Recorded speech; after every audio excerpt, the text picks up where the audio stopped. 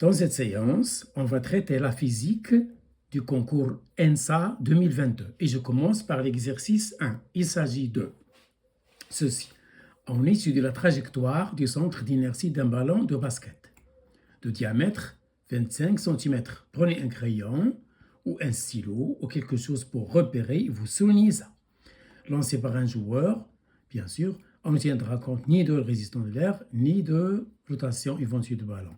Le lancer est effectué vers le haut.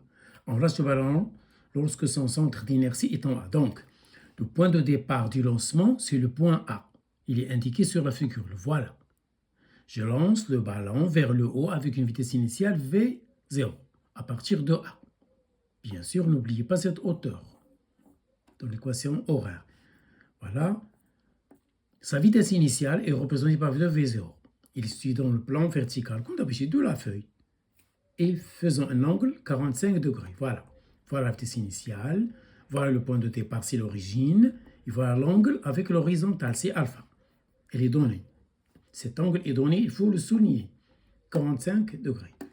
On donne ces valeurs numériques. On donne la hauteur HC. Voilà. HC. Ensuite, D' et D. D' et D. Tout est indiqué sur la figure. Voilà le D, 6 mètres. Et D', c'est 3 mètres. Voilà. C'est ça D'. Ça y est? Donc, souligner dans les numériques. Quelle est la question? Q21. En supposant que l'angle de lancement était, etc., pour que, voilà, déterminer, c'est ça la question, déterminer la hauteur HA, cette hauteur-là, là, c'est ce que vous appelez, en général, en classe, Y0. Ça, c'est l'axe des Y, Y0, c'est ça. Donc, il est collinéaire à Y0. Donc, c'est cette hauteur H. On va voir comment faire. Pour que, c'est ça la condition, pour que le centre d'inertie de la balle passe exactement au centre C du cerceau. Voilà, ça c'est le cerceau. Donc, je vais résumer ça. J'ai un ballon de basket.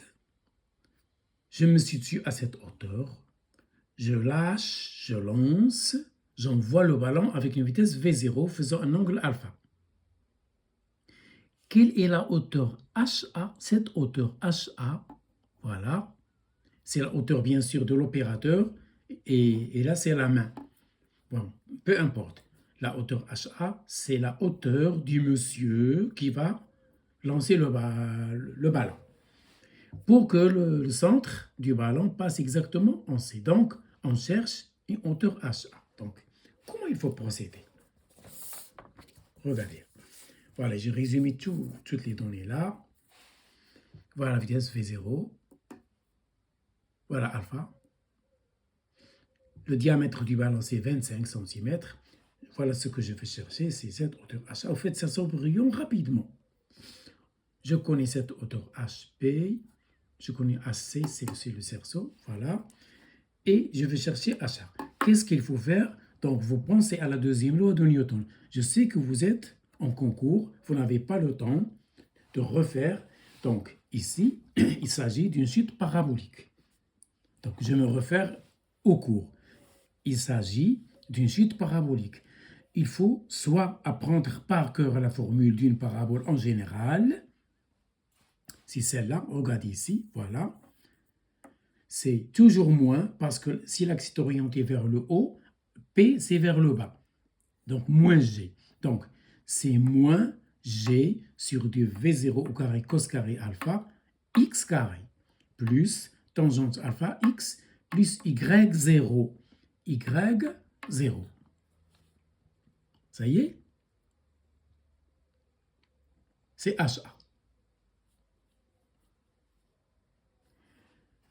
Soit vous apprenez ça par cœur, vous remplacez Y0 par HA. Voilà. Soit vous redémontrez rapidement. Vous allez sacrifier 5 minutes au maximum. Donc, je vais appliquer la RLD, la deuxième loi de Newton. Quelles sont les forces qui agissent sur le ballon à un instant T? Durant sur sa trajectoire. Poids, j'écris le poids P égale MAG ou bien MA. Je projette sur I cette relation, j'obtiens AX égale à 0, donc Vx égale V0 cos alpha. Donc voilà l'équation horaire. Je cherche l'équation horaire selon X. Je projette sur Y, c'est-à-dire J.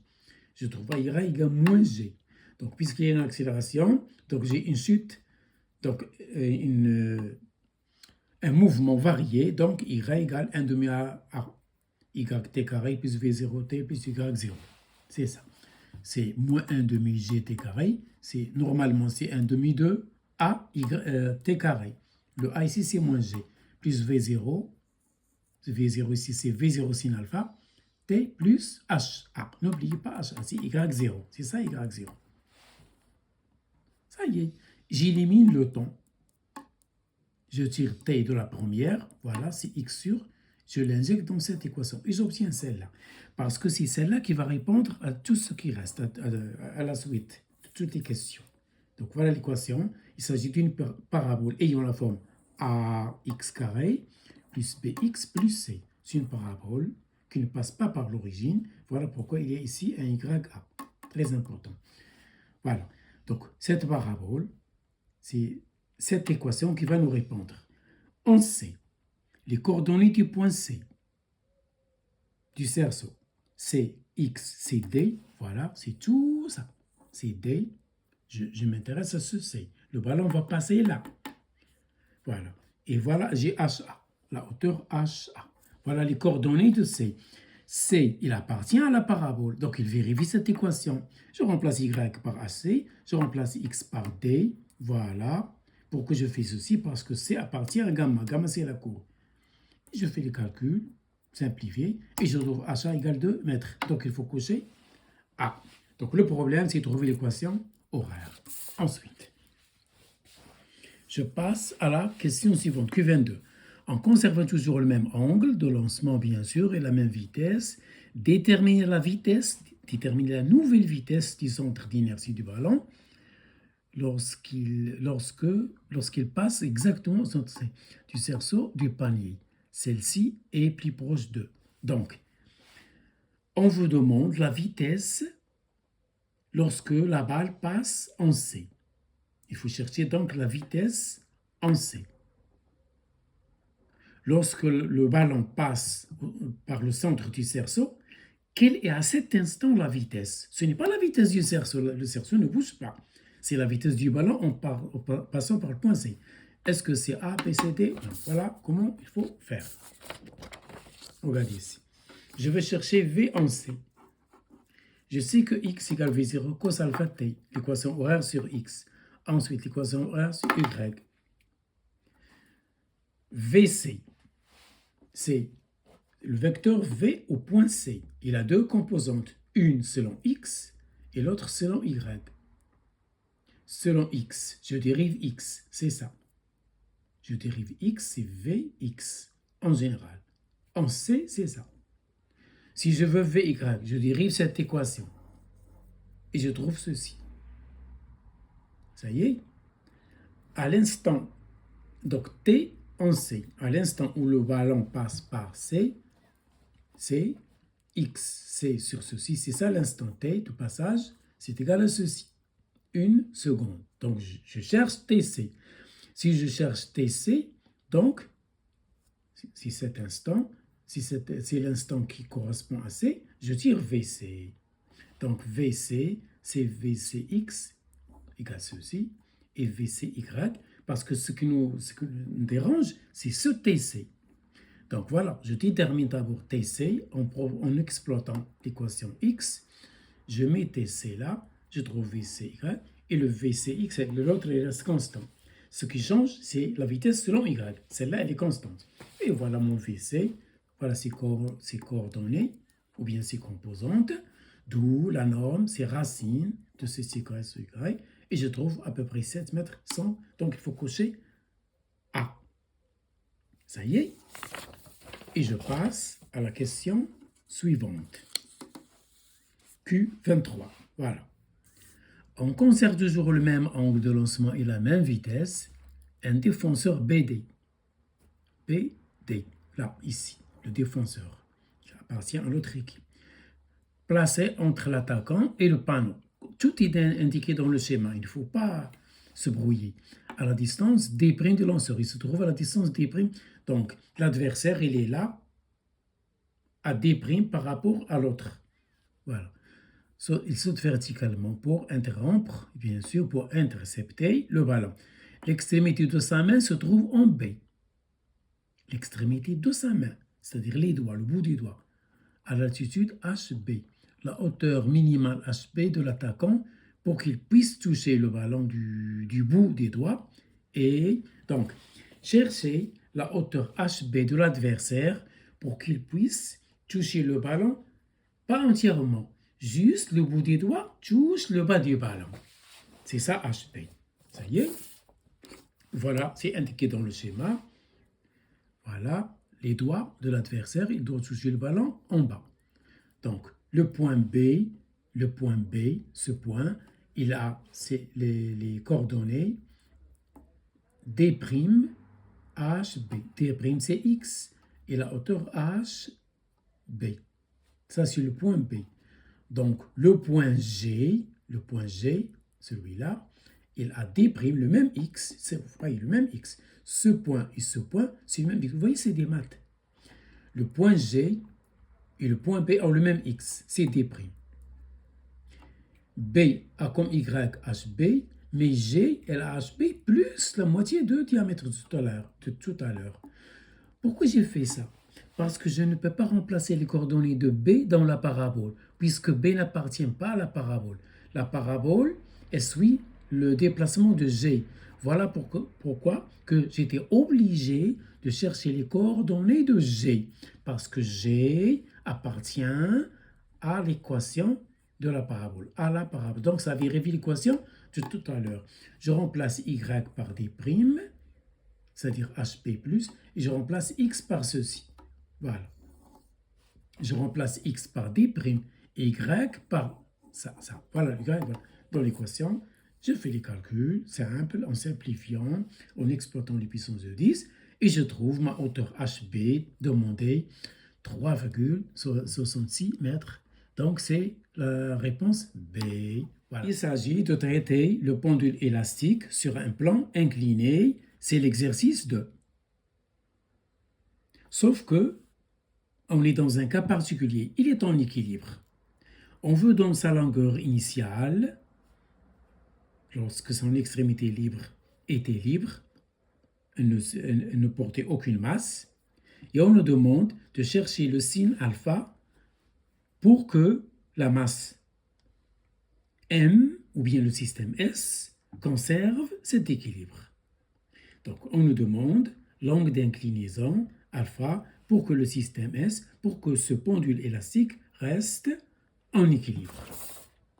Voilà. Un schéma rapide, le bilan des forces extérieures, le poids, l'action du plan, la tension de ressort. J'applique la première loi de Newton. C'est un cas particulier, la deuxième loi de Newton. C'est ce que vous appelez le principe d'inertie. C'est la somme des forces égale vecteur nul. Je projette sur l'axe de X sur lequel se meut la masse M et j'obtiens ceci. Px, c'est mg sin alpha. Il n'y a pas de projection, il n'y a pas de frottement. R est normal à la route. 0. Tension de ressort, en général, c'est moins K fois X. X, c'est l'allongement. Et l'allongement, c'est L final à l'équilibre moins L0. C'est ce que j'ai indiqué là. L à l'équilibre final moins L0. C'est ça delta L. C'est ça X, c'est l'allongement. À l'équilibre, je mets LE à l'équilibre. Ça y est, égal à 0. Et je trouve sin alpha de façon aisée. Donc, il faut cocher la réponse C. Et je passe, toujours on est en mécanique, il s'agit d'un solide, faites attention, il s'agit d'un solide dont le centre d'inertie ou bien le centre de gravité ou bien le centre des masses est grand G. On l'assimile à un poids matériel comme d'habitude et par rapport à un référentiel supposé galiléen. Par exemple, un observateur en salle de classe. souligner ça. La direction de la vitesse, de sa vitesse bien sûr, est constante. Ce n'est pas la norme, ce n'est pas la valeur, ce n'est pas l'intensité, c'est la direction. Ça veut dire le vecteur vitesse V, il va sur la même droite. Il ne dévie ni à droite ni à gauche. Ça y est? Donc, V, direction de la vitesse constante, ne signifie pas la norme de la vitesse constante. Pourquoi j'insiste là-dessus? Ça va nous aider pour répondre à ces 4 cas. Cochez la bonne réponse. Est-ce que le repère d'espace d'origine G égale I? Ça veut dire, est-ce que le repère lié à cette masse qui est en mouvement est galiléen? Non, parce qu'un référentiel est dit galiléen s'il est en translation rectiligne uniforme. Uniforme, ça veut dire que la norme de la vitesse est constante. Ce n'est pas indiqué ici. Ce qui est indiqué, c'est la direction qui est constante. Ce n'est pas la norme. Donc A ne convient pas à éliminer. Je passe à C. Son accélération, ensuite je vais revenir à B. C'est la bonne réponse. C. Son accélération tangentielle est nulle. Non, parce que l'accélération tangentielle dans le repère de Friny, AT égale d de V, la norme. D de la norme, la dérivée de la norme, est égale à 0. Or, ici, la norme, elle n'est pas constante. On n'en a aucune idée. On nous dit la direction, elle est constante. On n'a pas précisé que la norme de V est constante. Donc, C aussi ne convient pas. Le cas D. La valeur de son accélération est constante. Non, parce que toujours, on n'a aucune idée sur la norme de la vitesse. Je sais que A, c'est AN plus AT avec vecteur. AN sans flèche, c'est V carré sur R, le rayon courbure. Or, V carré, si je dis que la valeur de l'accélération constante, il faut que la vitesse V soit constante. On n'en a aucune idée, aucun renseignement. Donc, seul convient la réponse B. Ça y est. Et je passe à la question 26. Ici, on va traiter une onde lumineuse. Donc, pensez au chapitre de la lumière. Pensez à la leçon de l'onde lumineuse. Et plus précisément, propagation d'une onde lumineuse, bien sûr, oui. Alors, cochez la bonne réponse. La fréquence d'une onde lumineuse monochromatique ne dépend pas du milieu de propagation. Oui, parce que la lumière, elle provient d'une source. Une lampe, le soleil, l'étoile. Donc, cette source, elle a une fréquence nue. Et cette lumière provient de cette source. Donc, même si l'onde change de milieu, elle se propage dans l'air, dans l'eau, dans le verre, la fréquence ne change pas, puisque la fréquence, elle conserve la lumière. Or, la lumière, elle provient de la même source, ou bien une étoile, ou bien une lampe, ou bien le soleil. Donc, voilà pourquoi, apprenez ça par cœur. La fréquence d'une onde lumineuse est indépendante du milieu. Donc, nu égale constante pour la lumière, quel que soit le milieu de propagation. Donc, c'est A qui convient. Voyons ce qu'il en est pour les autres. B. Seules les interférences mettent en évidence la nature ondulatoire de la lumière. Non, c'est faux, parce qu'il y a d'autres expériences. Par exemple, la diffraction. Donc, ce n'est pas seulement les interférences peuvent nous renseigner sur cette nature. Il y a d'autres expériences comme le phénomène de diffraction pour C. Donc ça c'est faux. Les ondes lumineuses et les ondes sonores se propagent dans le vide. Non, l'onde lumineuse se propage dans le vide, comme l'onde qui provient du soleil. Elle traverse le vide avant de nous toucher, nous, terriens. Alors que l'onde sonore, elle nécessite, elle exige un milieu matériel. Vous ne pouvez pas m'entendre dans une atmosphère où il n'y a pas d'air, par exemple sur la Lune. Vous observez ma bouche s'ouvrir, mais vous n'entendez rien parce que l'onde sonore elle nécessite un milieu matériel pour qu'elle puisse se propager. Donc, cette question ne convient pas, elle est fausse. D. La longueur d'onde d'un laser est dépendante du milieu de propagation. Non, elle ne dépend pas de milieu de propagation comme la fréquence. Et voilà. Il s'agit dans cet exercice d'étudier une onde lumineuse. On dispose d'un laser que l'on va diffracter à travers une fente de largeur horizontale. Cette fente, elle est horizontale. Soulignez ça, c'est très important. Elle est disposée horizontalement. Donc normalement, la figure de diffraction que l'on va recueillir sur l'écran doit être verticale. Si la fente est horizontale, la figure est verticale de diffraction. Si la fente est verticale, la figure est horizontale. Toujours le contraire. Ça, c'est dans l'expérience. Vous avez déjà vu ça au laboratoire. Donc, rapidement, je résume l'exercice. On laisse passer un laser à travers cette fente de largeur A. Cette fente, elle est horizontale. Très important ça.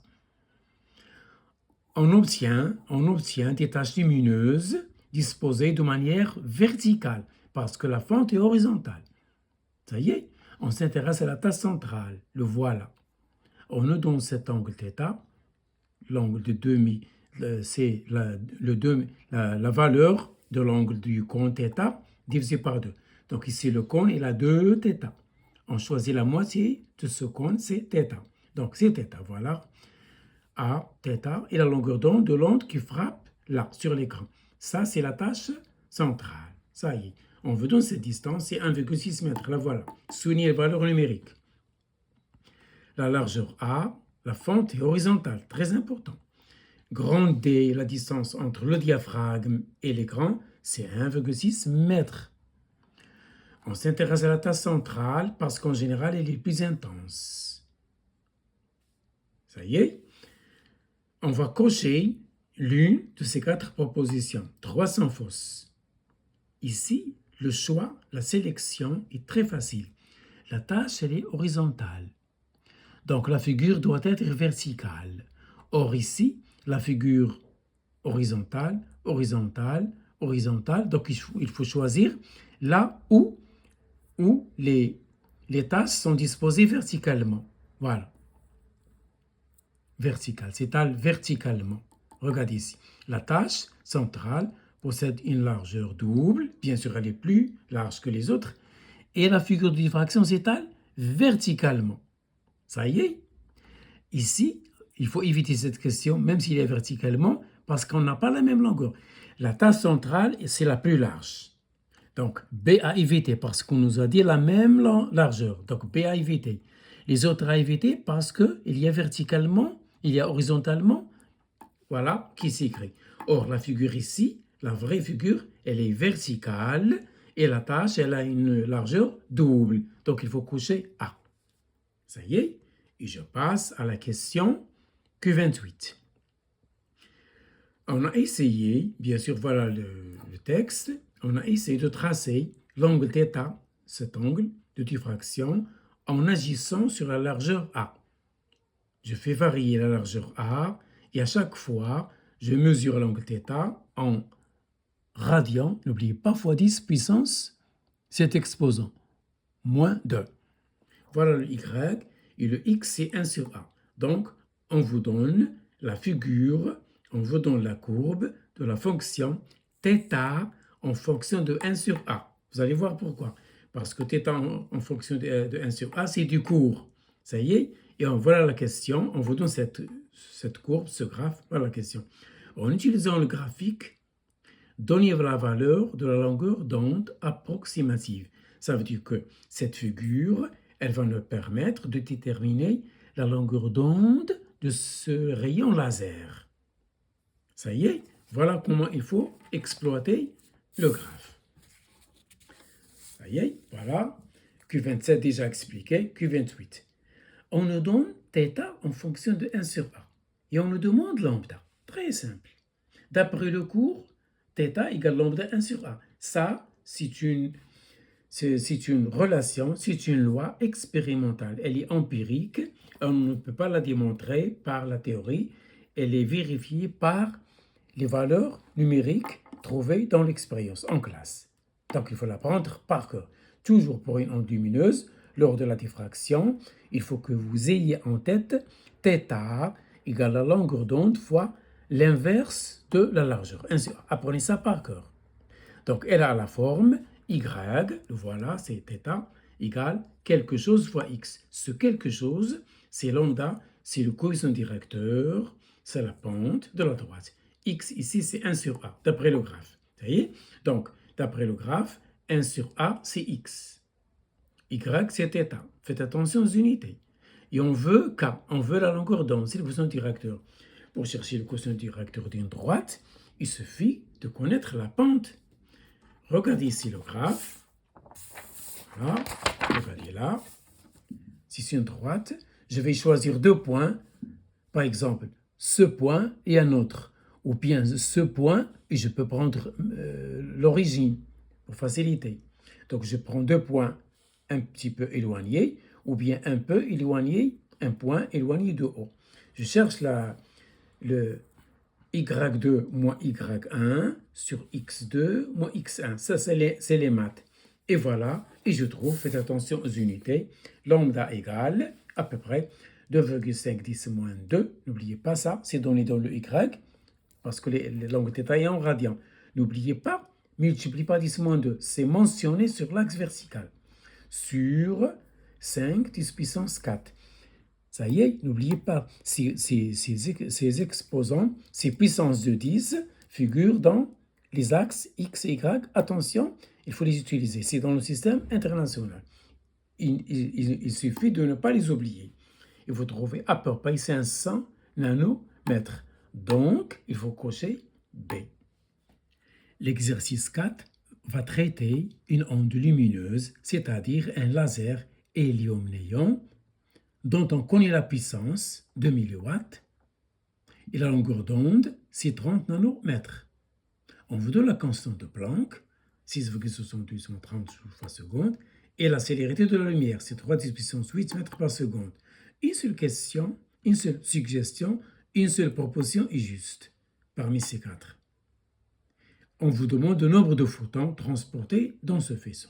C'est-à-dire ce faisceau de lumière laser, il contient combien de photons? Tout simplement. Voilà comment il faut répondre. Le laser hélium-néon, voilà la puissance. J'ai résumé les données, voilà la puissance. Je l'ai converti en watts. La première des choses à faire, convertir milli en watts. Travailler dans le système international. La distance en mètres, toujours. La masse en kilos, toujours. Le temps en secondes. Voilà les unités du système international. Bien sûr, l'intensité du courant, c'est en ampères, etc. Donc, la longueur d'onde, la constante de Planck, c'est... Je sais que la puissance est égale à l'énergie sur le temps. La puissance, en 6e année, c'est le travail sur le temps. Le travail, c'est une énergie. Donc, la puissance, c'est toujours énergie sur le temps. Or, pour la lumière, l'énergie, c'est H fois nu. C'est H fois nu. Et on nous a dit que c'est par seconde. Donc, H nu, c'est un travail. Il est en joules. Je ne peux pas dire P égale H nu.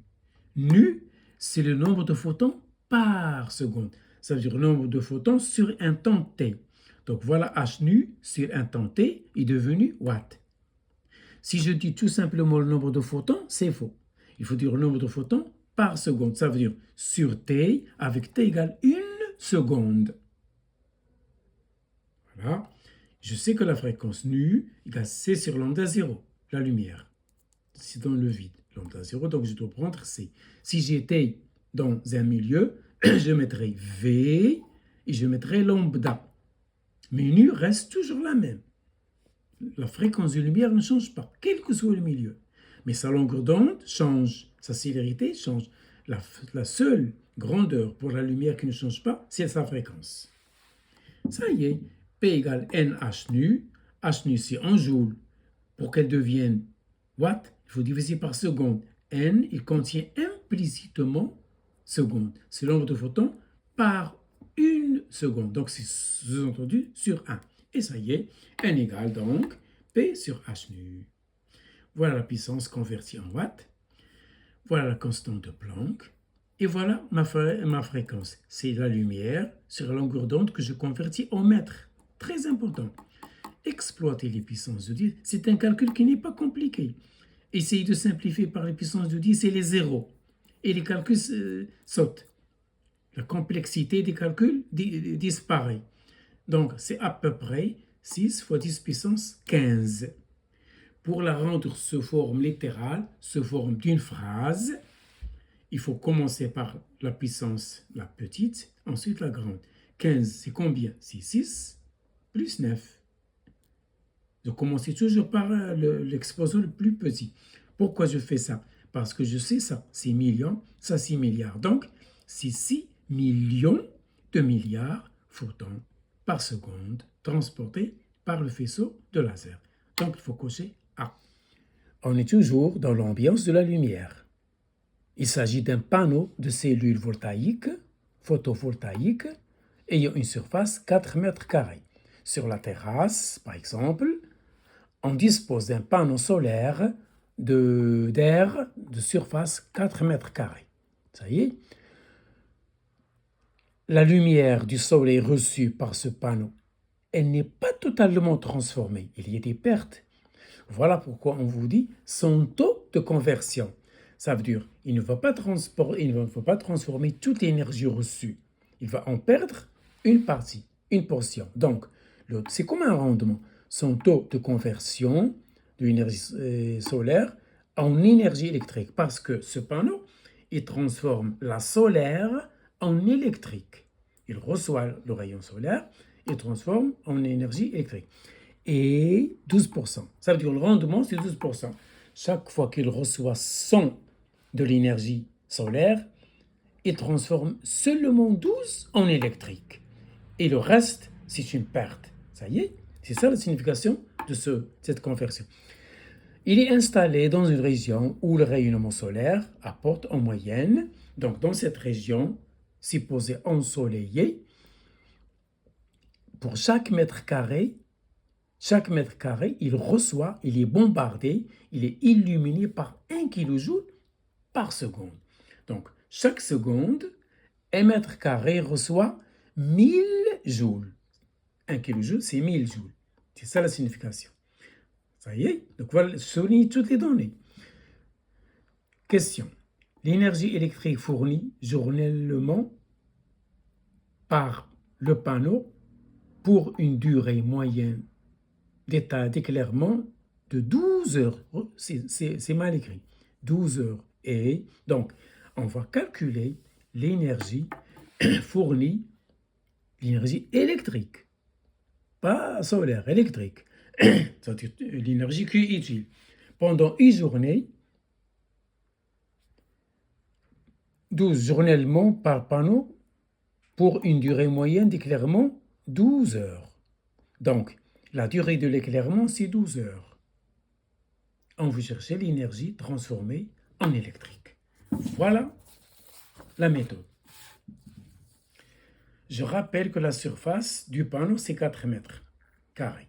Le taux, c'est-à-dire le rendement, 12%. Ça veut dire, si j'ai 12 de l'énergie solaire, mon panneau électrique, le pauvre, il ne convertit que 12. Donc, en une seconde, voilà l'énergie. Taux, le rendement, fois 1 kJ, c'est-à-dire 1000 joules, par mètre carré en une seconde. Donc, en une seconde, voilà l'énergie utile reçue par nous. Parce que nous souhaitons avoir l'énergie électrique, pas solaire. Pour l'air, 4 mètres carrés, on a 4 taux fois 1000 en joules, en une seconde. Et en 12 heures, la règle de 3, proportionnalité. Et en 12 heures, l'énergie demandée, c'est tout ceci fois 12 heures. Ça, c'est pendant une seconde. Donc, cette énergie, pour la même aire, 4 mètres carrés, parce qu'on a un seul panneau. En une seconde, voilà l'énergie utile que je reçois en électricité. Ça, une seconde. Et pendant 12 fois 3600 secondes, le voilà, j'ai ceci. Je multiplie. Je prends cette énergie de une seconde et je la multiplie par 12 heures, c'est-à-dire 12 heures. Voilà. J'exploite les puissances de 10, je simplifie et je trouve le résultat. Voilà, 20,7 mégajoules. Il faut cocher donc C. Voilà dans cet exercice. Bien sûr, il s'agit de l'électricité. C'est l'étude du circuit RC qui nous intéresse dans cette situation. Voilà, on a un condensateur de capacité C, une résistance ou un résistor de résistance R et un générateur d'alimentation de force électromotrice E. Il est idéal, il est parfait, il n'a pas de résistance petit r interne. Voilà, c'est un circuit. Et un interrupteur. Au début, ce condensateur, il n'est pas chargé. On va basculer l'interrupteur K en position 1. Que fait le condensateur? Il va commencer à se charger à travers R. Ça y est, c'est ça la situation. Donc, qu'est-ce qu'on veut? On veut l'équation différentielle qui régit le fonctionnement de ce circuit, de ce montage. Quelle est l'équation différentielle? Quelle est la loi électrique qui commande le comportement de ce circuit? Ici, on vous propose 4. A, B, C, D. L'une de ces équations différentielles, elle est juste, elle est correcte. Les autres, non. Comment on va faire? On va choisir la bonne. Et voilà, très simple. Voilà, je rappelle la situation. On vous donne R égale 100 ohms. Le générateur, il est parfait, voilà. Donc, qu'est-ce qu'il faut faire? Il faut créer la loi d'additivité des tensions. Autrement dit, la loi des mailles. C'est-à-dire la somme de toutes les tensions est égale à 0. Ou bien la tension du générateur égale la somme du reste du dipôle étudié. Et voilà, E à chaque instant égale U, R, c'est petit parce que ça change dans le temps. Ce n'est pas le coût de l'électricité continue ici. Tout varie. Plus UC, U petit. Voilà, ça y est. E, UR égale RI d'après la loi d'Ohm. La loi d'Ohm pour la résistance. La loi d'Ohm pour le condensateur. IC égale Q sur C. Ça, c'est dans le cours. Ça y est. Je n'ai pas besoin de ça. Je sais que I égale CD. Mais si je l'écris quand même, mais ce n'est pas issu dans cette situation. Et ça y est. Je remplace I par dQ sur dt. I égale dQ sur dt. Voilà, R, I, c'est dQ sur dt, plus Q sur C. Et je multiplie tout par C. Et j'obtiens donc cette équation, CE égale RC dQ sur plus Q. Donc, il faut cocher A. Ça y est, c'est la bonne équation. Les autres, elles sont fausses. Je passe à la question Q32. On vous donne, voilà, le graphe qui étudie, qui a comme axe Y, ln de E moins UC. Ça, c'est Y. C'est ln de E moins UC. En X, il y a le temps, en millisecondes. On vous donne ce graphe avec ces points particuliers, ces points essentiels que l'on va exploiter. Et voilà, on peut facilement montrer l'équation différentielle, etc. On vous donne la solution. UC varie de cette manière. Ce UC, il provient de la solution de l'équation de tout à l'heure. Tau, bien sûr, c'est la constante du temps du circuit RC. Elle est en secondes. R en ohm, C en farad. Ohm fois farad, c'est secondes. Ça, c'est un rappel. On montre que ln de ceci égale cela. On vous donne ceci. Ça y est. La variation de ELN en fonction du temps pour le circuit, c'est ceci, et voilà, ça y est. Donc, ln de ça égale ceci, et on vous donne le graphe. Voilà la question. En utilisant cette figure, en utilisant cette droite, montre que les valeurs de E et de C sont. Donc ici, on va trouver deux choses en même temps. C'est-à-dire, c'est comme si on avait résolu un système d'équations à deux inconnus. On a deux inconnus, E et C, et ce graphe, il va remplacer le système d'équations rapidement. Il va nous donner ces deux valeurs, de E et de C. Comment? Comme suit. Je sais que ln de E moins UC égale ceci. C'est donné. Ça, c'est le graphe. Ça veut dire quoi? Ça veut dire Y, tout ceci, c'est, voilà, Y égale A, ceci, X c'est le temps, plus B. Ça y est. On va mathématiser le problème. Ça, c'est Y, tout ça, parce que c'est l'axe vertical. L'axe horizontal, il est le temps, c'est X. Et ça, c'est le quotient directeur, c'est A, avec le signe moins, c'est A. Plus B, leur donné à l'origine. Donc, ce ln de E, ce B, c'est cette valeur. Ça y est, je peux déduire E tout de suite. J'écris 1,5 égale ln de E. Donc, E, c'est l'exponentielle de 1,5. Voilà, j'ai tout de suite déterminé E. Ça y est. Et on va déterminer le quotient directeur pour chercher le reste. Voilà.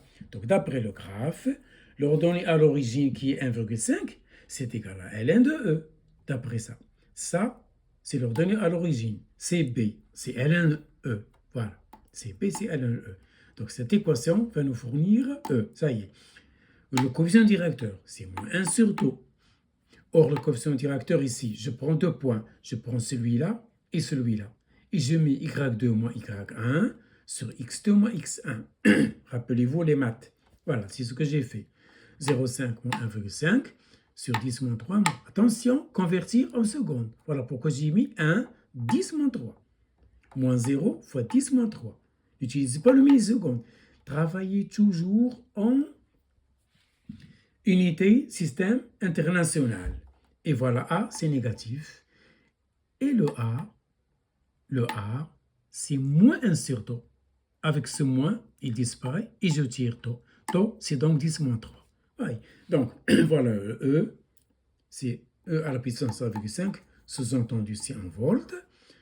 Le RC est égal à 10 moins 3, parce que c'est taux, hein? Le taux c'est RC, voilà. Et je tire C, c'est 10 moins 5 farad, que je peux convertir en microfarad pour comparer avec les données. Et voilà, il faut cocher la réponse où il y a ceci. E à la puissance 1,5 et 10 microfarad. C'est donc A. Ça y est?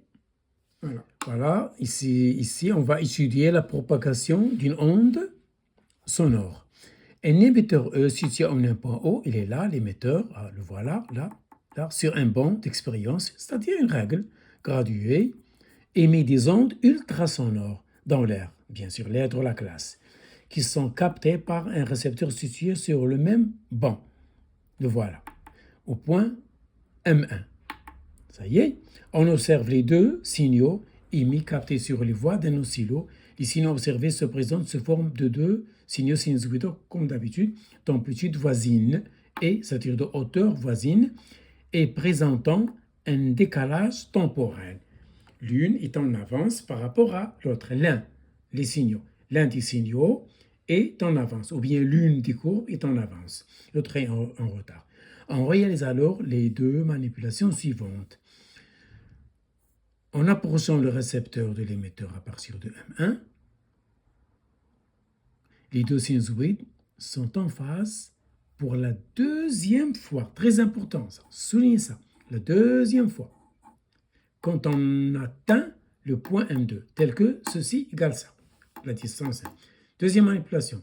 En éloignant le récepteur de l'émetteur, à partir de M1, les deux sinusoïdes sont en phase pour la quatrième fois. Et on veut de la distance. Et on vous demande la longueur d'onde de cette onde ultrasonore. C'est très simple. Regardez.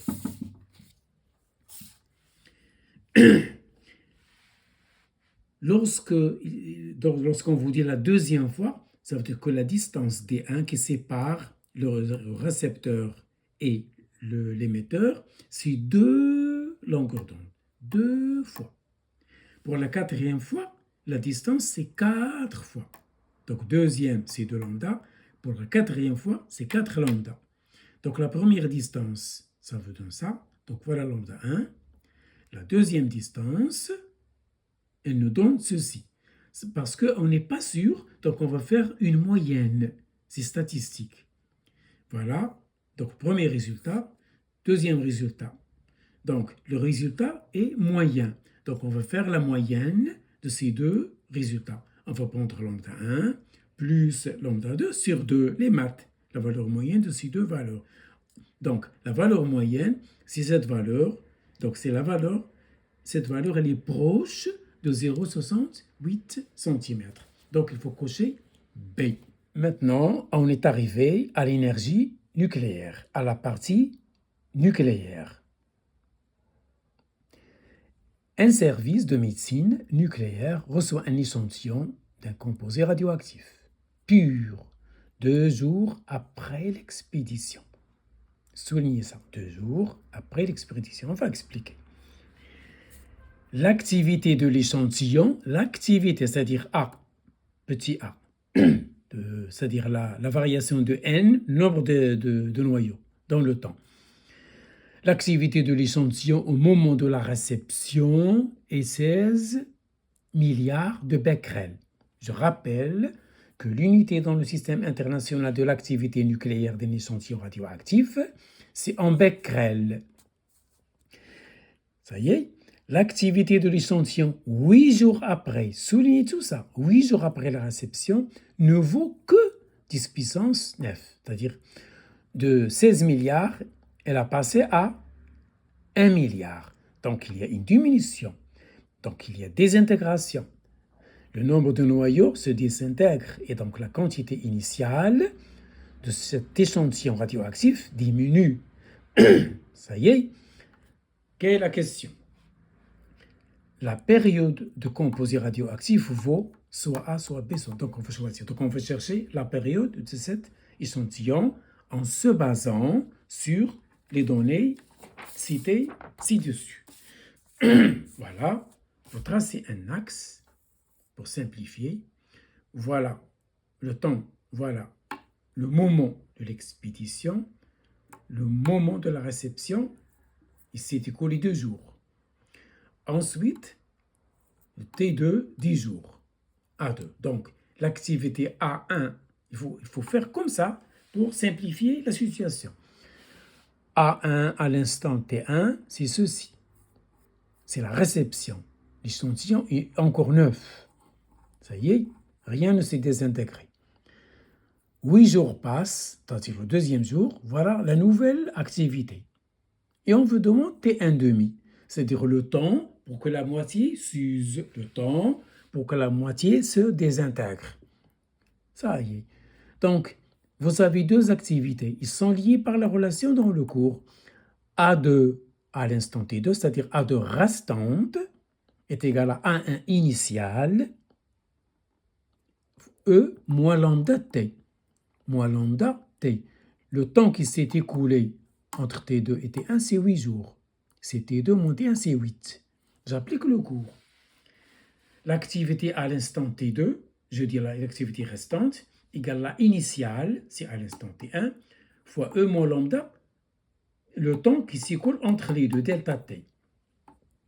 Et ça y est, ce qui m'intéresse, c'est lambda. Si je tire lambda, je peux remonter à T1,5 parce qu'il y a un lien. Vous avez déjà appris que T1,5, c'est Ln de 2 sur lambda. Ou bien lambda, c'est Ln de 2 sur T1,5. C'est la même chose. Voilà, cette équation. Dans ceci, en faisant intervenir le log, j'obtiens ça pour me débarrasser de l'exponentielle. Et je tire ma lambda, c'est la constante radioactive. Ce n'est pas une longueur d'onde, c'est la constante radioactive. Attention, elle est désignée par lambda et ça s'appelle la constante radioactive de la substance étudiée. Chaque échantillon radioactif présente son lambda, sa constante, qui le caractérise. Ce n'est pas une longueur d'onde, c'est un temps moins 1. Je fais le calcul et je tire lambda égale 1,5 Ln de 2. Or, T1,5 égale Ln de 2 sur lambda. Et je tire le T1,5, c'est 2 jours. Que signifie ce résultat? Ça veut dire, lorsque 2 jours passent, la moitié de l'échantillon reçu se désintègre. Et voilà pour cet exercice. Cette question. Je passe pour la question 35. On me demande, voilà, regardez, l'activité du sentier au moment de l'expédition vaut. Voilà, on va chercher donc à 0. Ça y est, il faut simplifier toujours la situation. Donc, qu'est-ce qu'on veut? On veut à 0. Au moment de l'expédition, je sais cette relation. Je sais que A1 restante à l'instant T égale à 0, E moins l'autre. Pensez toujours à cette relation, elle est très importante. Une activité à l'instant T2, c'est-à-dire le deuxième temps, égale le premier temps fois E moins la différence. Et voilà, ça s'écrit comme ça. Ça y est, j'ai inversé, j'ai changé l'exposant. Sinon, vous laissez comme ça. Et essayez de chercher A0. Donc, le A0, c'est ça sur ça. Faites comme vous voulez. Ce sont des calculs. Et vous trouvez ceci, Becquerel. Toujours A et en Becquerel. Attention, si vous avez le temps dans l'activité, il faut l'utiliser. Il faut l'utiliser bien sûr. Il faut que vous l'utilisiez en secondes.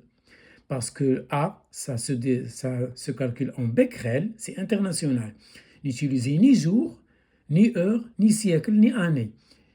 Le Becquerel nécessite les secondes. Faites attention à ça. Et voilà, je trouve que l'activité initiale, au moment de t égale 0, c'est 32 gigabecquerel. C'est la bonne réponse. Donc, il faut cocher C. On va traiter l'exercice 9.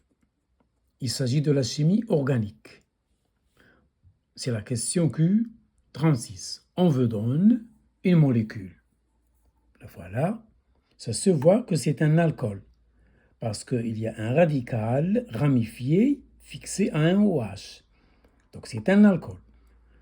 Donc, on vous demande quelle est la bonne réponse parmi les 4 propositions, parmi les 4 suggestions. Ça y est, voilà cette molécule, elle contient H, il reste son dicarbone. Donc, comment on fait?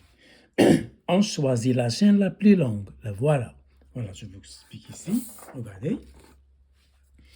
Voilà, ma molécule, elle est donnée. Je choisis la plus longue. Ça y est. Et je numérote de façon à ce que le groupe OH ait le numéro le plus petit possible. Donc voilà la chaîne la plus longue. Je numérote du côté de OH. Parce que si je choisis l'autre sens, j'aurai 1, 2, 3. Ici, je n'ai que de 1, 2. Donc, il faut lui donner le minimum.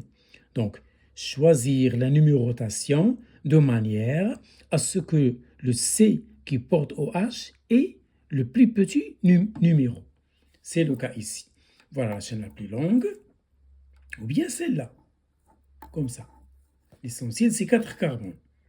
Vous trouvez la même chose. Donc, voilà, 4 carbones. Donc, la terminaison va contenir but, parce qu'il y a but, 4 carbones. Donc, je dis 2 méthyle, ça veut dire le méthyle, il est fixé au carbone 2. Donc, je commence toujours par le numéro. 2 méthyle, voilà, 2, un tiré, méthyle, et je termine par le nombre de carbones. Bien sûr, je termine par ol, parce que c'est un alcool. Donc, je dis 2 méthyle, le nombre de carbones, j'ai combien? 4. 1, 2, 3. Donc, but, il s'agit du butane. Normalement, je dois dire butanol. Mais le OH n'est pas fixé à n'importe quel carbone. Il est fixé à 2. Donc, je suis obligé de ne pas dire butanol. Je dis but, je casse et je mets le numéro de ol. Voilà, 2 méthylbutan, je mets butan, pas butane. Butan, un tiré de ol. Ça veut dire le ol, c'est-à-dire le OH, il est fixé lui aussi au carbone numéro 2. Donc, 2 méthyle, butan, 2 ol. Toujours le numéro, ensuite le suffixe. Et voilà comment on nomme une molécule. Donc, la bonne réponse, c'est P. Il s'agit d'une électrolyse dans l'exercice 10. On nous donne une bague métallique que l'on veut enrober de cuivre. On réalise ce montage. Une électrode en cuivre, une solution contenant des ions cuivre, un générateur qui débite un courant des données, et la durée de l'expérience, c'est 1 heure. Là, voilà. 1 heure, on me donne I. Je veux enrober, je veux couvrir cette bague métallique par du cuivre.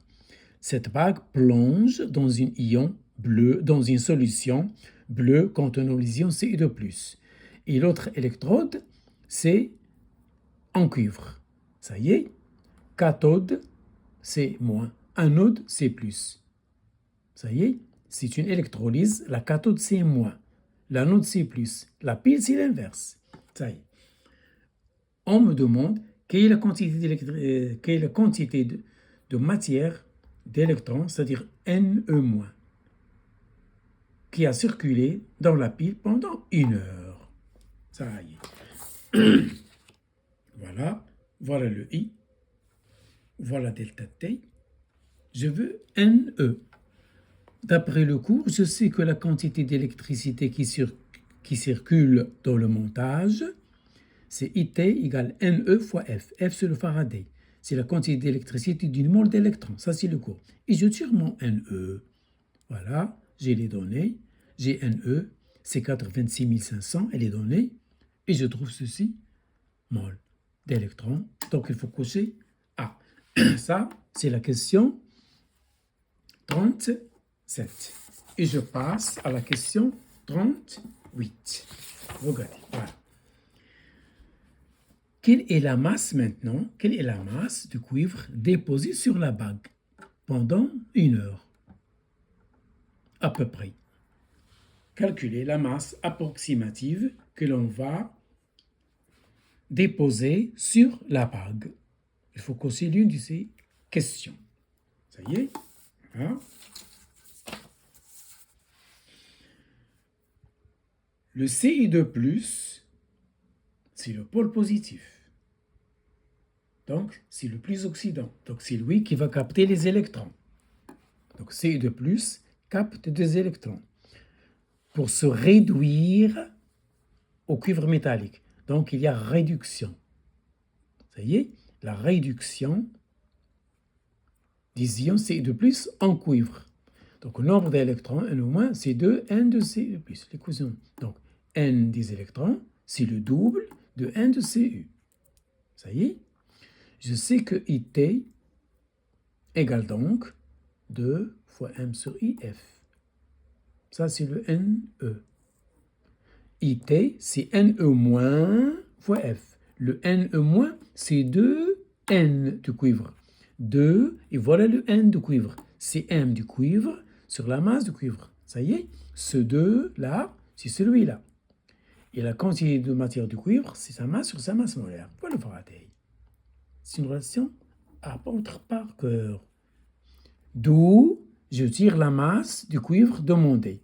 C'est la masse molaire du cuivre fois le courant fois T. Attention, en seconde. Les voilà. Les unités. N'oublie pas ce 2. Voilà, je trouve ceci, grammes, que je convertis en milligrammes. Donc, il faut cocher D. Maintenant, on est en chimie en solution. On mélange dans un bécher deux solutions d'acide chlorhydrique, S1 et S2, de pH différents. La première, elle a un volume 100 ml de pH 3. La seconde, un volume de 400 ml de pH 4. On les mélange dans le même verre, dans le même bécher, dans le même Erlenmeyer. Ça y est, on obtient un nouveau mélange ayant un nouveau pH. Et donc, une nouvelle concentration de H3O+. On nous demande quelle est cette nouvelle concentration en ion H3O+ dans ce mélange. Ça y est. Et voilà comment il faut faire. Voilà S1 de pH 1, S2 de pH 2. On mélange les deux solutions. Et on veut H3O+ dans le mélange. Ça y est. Je sais que HCl, pour les molécules de HCl, elles sont entièrement dissociées dans l'eau. On dit que c'est un acide fort. Ça veut dire que toute la concentration Ca se transforme en concentration H3O+. Il y a égalité. Si j'avais un acide organique, je ne le mettrais pas égal. Donc, pour un acide organique, les H3O+, sont faibles devant Ca. Ici, il y a égalité, parce que c'est un acide fort. Toutes les molécules de HCl s'ionisent en passant à l'état H3O+. Ça y est? Donc, H3O+ dans le mélange, si toute la quantité de matière de l'acide issue de S1 et de S2 sur le volume total. Ça y est, c'est par définition. Si vous comprenez ça, le reste, c'est des calculs. Toute la quantité de matière qui provient des deux sources, S1 et S2, sur le volume total. Or, cette quantité de matière, c'est N1 de S1 plus N2 de S2 sur le volume total. Qu'est-ce que c'est que N1 de S1? C'est C1V1. Et l'autre, c'est C2V2. Or, C1, c'est H3O plus 1. C2, c'est H3O plus 2. Pas toujours pour les acides forts, tels que HCl, l'acide nitrique, etc. Pour les acides organiques, non. Fois V2 sur le volume total. Or, H3O plus 1, c'est 10 moins pH1. H3O plus 2, c'est 10 moins pH2. En faisant les calculs, je trouve H du mélange, j'ai tout. Vous laissez les volumes en millilitres ou en litres parce que vous avez la même chose en haut et en bas. Litre, litre, litre, ou bien millilitre, millilitre, millilitre, ou bien centimètre cube, ça saute. Donc ici, la conversion elle est inutile.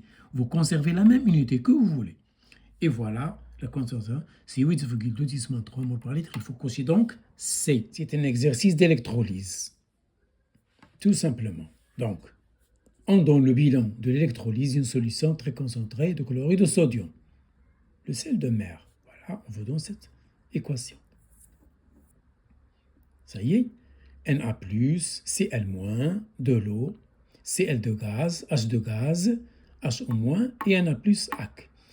Une cellule industrielle fonctionne sous une tension de 3,8 volts avec une intensité 4,5 10 puissance 4 ampères. Soulignez les données numériques.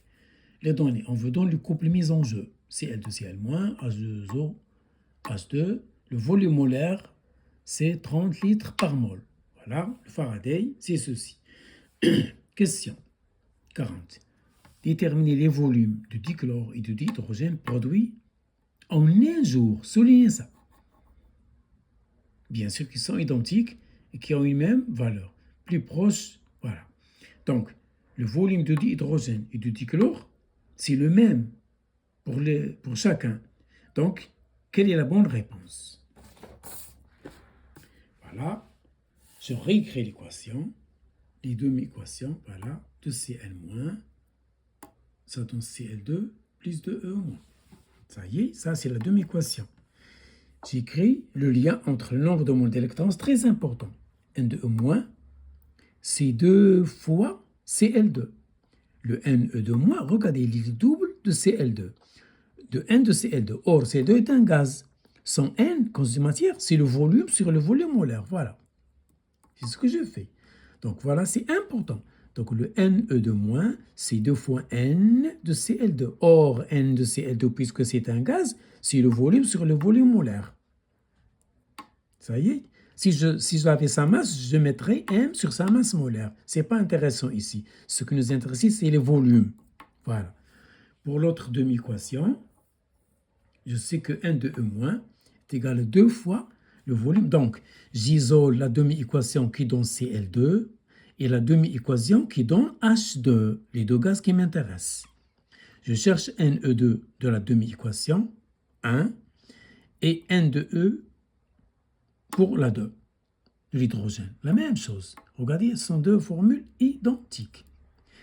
Et donc, je tire le volume de H2 est égal à volume de Cl2, voilà, est égal à N2E- de Vm sur 2. Ça y est. Donc voilà, le volume de H2 ou bien de Cl2, c'est la quantité de matière d'électrons mise en jeu fois le volume molaire sur 2. C'est ça la relation. Donc il faut faire attention à ceci dans ça. Le reste, c'est des calculs. Donc je connais Vm.